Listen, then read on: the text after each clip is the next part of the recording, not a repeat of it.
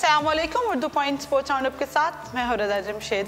पाकिस्तान ने श्रीलंका के खिलाफ 5 मैचेस की वनडे सीरीज़ के लिए टीम फाइनल कर ली है। चैंपियंस ट्रॉफी की टीम में एक तब्दीली का इम्कान है, जिसमें साबिक कप्तान जो अजहर अली हैं उनको शायद इस टीम का हिस्सा ना बनाया जाए और उन्हें आराम के गर्ज से इस टीम का हिस्सा नहीं बनाया जाएगा, क्योंकि वो अभी तक अपनी घुटने की इंजरी से सही तरह सेहतयाब नहीं हुए। वनडे टीम में अजहर अली की जगह left handed batsman Imamul Haq को शामिल किया जाएगा और इमामुल हक जो हैं वो इंजमामुल हक जो चीफ सेलेक्टर हैं उनके भतीजे भी हैं। वहाब रियाज को भी श्रीलंका के खिलाफ वनडे सीरीज़ में के स्क्वाड का हिस्सा नहीं बनाया जाएगा। अगर हम टीम प्लेयर्स के हवाले से बात करें, जो प्लेयर्स इस टीम स्क्वाड का हिस्सा होंगे उनमें जो कैप्टन है सरफराज अहमद होंगे, हसन अली, फ़खर जमान, अमाद वसीम, मोहम्मद आमिर, शादाब खान, शुएब मलिक, मोहम्मद हफीज़, बाबर आजम, जुनैद खान, हारिस सुहेल, रुमान रईस, फ़हीम अशरफ और अहमद शहजाद होंगे। पाकिस्तान और श्रीलंका की वनडे सीरीज़ जो है 13 अक्टूबर को दुबई में शुरू होगी।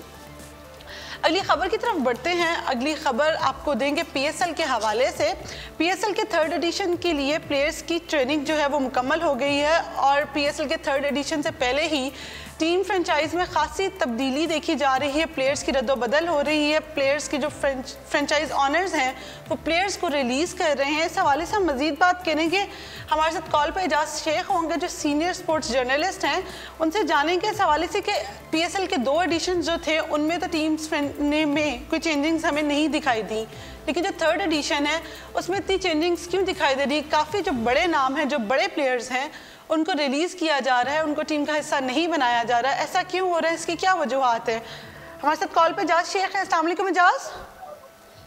वालेकुम अस्सलाम। एजाज, जो पीएसएल के 3rd एडिशन है उससे कबल ही टीम में खासी रद्दोबदल देखी जा रही है, खासी तब्दीली आ रही है। काफ़ी टीम्स जो हैं वो अपने बड़े प्लेयर्स को रिलीज़ कर चुकी हैं। इसकी क्या वजूहात हैं? ये पहले से तयशुदा मामला थे जो पाकिस्तान सुपर लीग के जो फ्रेंचाइजर हैं, तो उसके तनाजुर में ये सारा अमल जारी है।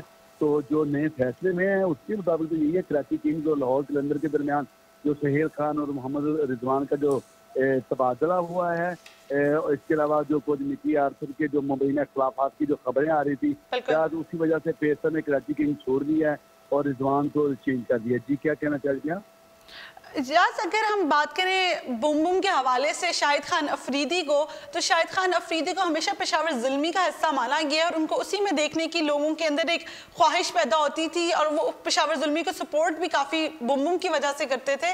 लेकिन अब पेशावर जुल्मी का हिस्सा नहीं रहेंगे शाहिद खान अफरीदी और उन्हें कराची किंग्स ज्वाइन कर लिया। इसकी क्या वजह है? हाँ बिल्कुल, आपने दुरुस्त कहा कि इसके मतलब मुख्तलिफ अफवाहें भी गर्दिश करती रही हैं।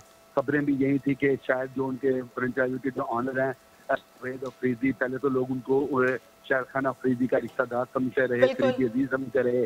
तो उसके बाद ये अचानक की खबरें आई थी कि शाहिद खान अफरीदी की तरफ से कि वो कराची किंग्स की तरफ से नहीं खेलेंगे, सॉरी वो पेशावर जुल्मी की नुमाइंदगी नहीं करेंगे। तब उन्होंने बाज़ाब्ता ऐलान भी कर दिया और कराची किंग भी ज्वाइन कर लिया है। तो जो लोग तो इन एक्शन ही देखना चाहते हैं। शाहिद खान अफरीदी का एक अपना ब्रांड है, एक वो चूंकि स्टार है, कौमी हीरो हैं, तो लोग तो उनको देखना चाहते हैं इन एक्शन। उन लोगों को इससे कोई सरोकार नहीं है जो पेशावर जुल्मी की तरफ से खेलते हैं या वो कराची किंग की तरफ से खेलते हैं। तो इस बात का कभी इम्कान है, बाज़ाब्ता ऐलान भी हो चुका है। कराची से ही वो बिलोंग करते हैं, वो कराची की तरफ से खेलेंगे इस पीएसएल में। जी जस्ट कराची की तरफ से तो वो खेलेंगे, लेकिन जो कराची किंग्स में ऑलरेडी क्रिस गेल खेल रहे थे, एक बड़ा नाम है दुनियाई क्रिकेट का, उनको कराची किंग्स ने रिलीज कर दिया। क्या लगता है कि वो किस टीम का हिस्सा बनेंगे? लेकिन बड़े बड़े जो प्लेयर हैं ना, जिन्होंने पीएसएल के सेकंड फेज में परफॉर्म नहीं किया था, तो उनको उन जो फ्रेंचाइजर हैं उन्होंने रिलीज कर दिया है। तो रिलीज करने का जो बुनियादी मकसद ही यही है कि जो टीम के लिए कोई फ्रूटफुल साबित नहीं हो रहा, बेनिफिशियल साबित नहीं हो रहा, तो कोई भी फ्रेंचाइजर ये नहीं चाहेगा कि वो करोड़ों रुपए लगाए लेकिन आउटपुट कुछ ना दे। तो उसी तनाज़ुर में क्रिस गेल को भी वो तो इग्नोर किया गया है। इसी तरह टिम बिलिंग्स और शेन वाटसन को भी रिलीज कर दिया गया है। इसी तरह अगर देखा जाए तो क्वेटा ग्लैडिएटर ने फिलहाल तो कोई तबादला नहीं किया, लेकिन इम्कान काफ़ी रोशन है, तो उनको भी एक साइड पे कर दिया जाएगा। जिस तरह के तमीम इकबाल है वो उनको भी रिलीज कर दिया गया है। तो ये तबादला एंड तक ये जारी रहेगा कि ये खिलाड़ियों का 9 खिलाड़ी तो एक साइड की तरफ से खेलेंगी, जिनको उन्होंने फाइनल कर लिया है।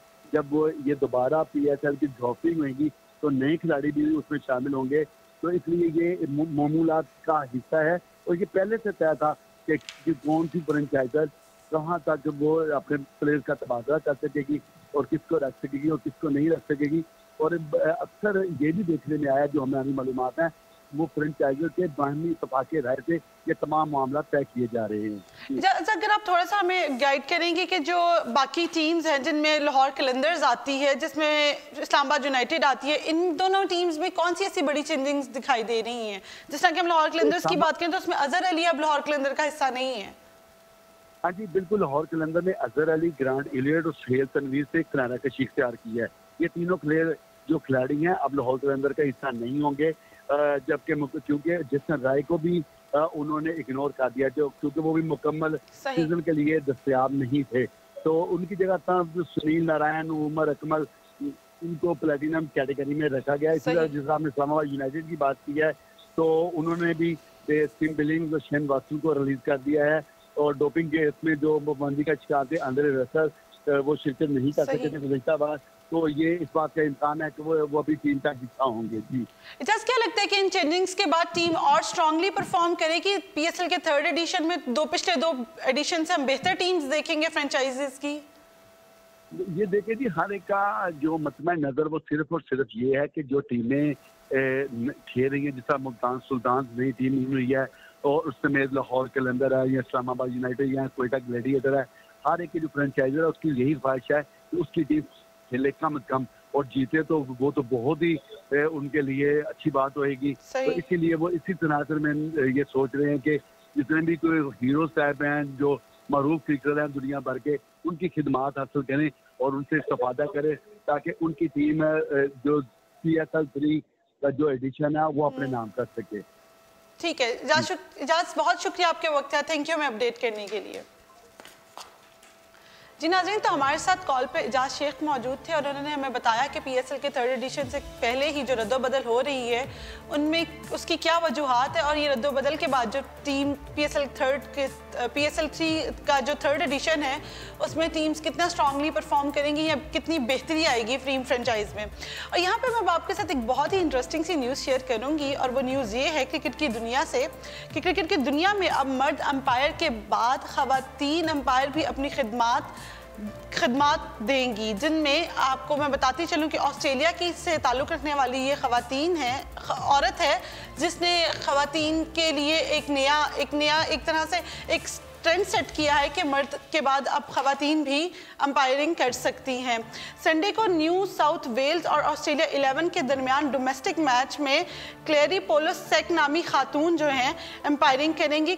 दुनिया क्रिकेट की पहली अंपायर होंगी, पहली फीमेल अंपायर होंगी, और ये एजाज़ उन्हें ही हासिल होगा कि उन्होंने ये नया ट्रेंड सेट किया है। 29 साल ये खातून हैं जिनका ताल्लुक़ ऑस्ट्रेलिया से है, जो पहले स्कूल में अंपायरिंग करती रही हैं और उनका ख्वाब है कि वो एक किसी टेस्ट सीरीज़ में भी अंपायरिंग करके अपना ख्वाब पूरा करें। जी नाज़रीन, अब तक उर्दू पॉइंट से इतना ही। मज़ीद खेलों की खबरों के लिए आप देखते रहिए उर्दू पॉइंट।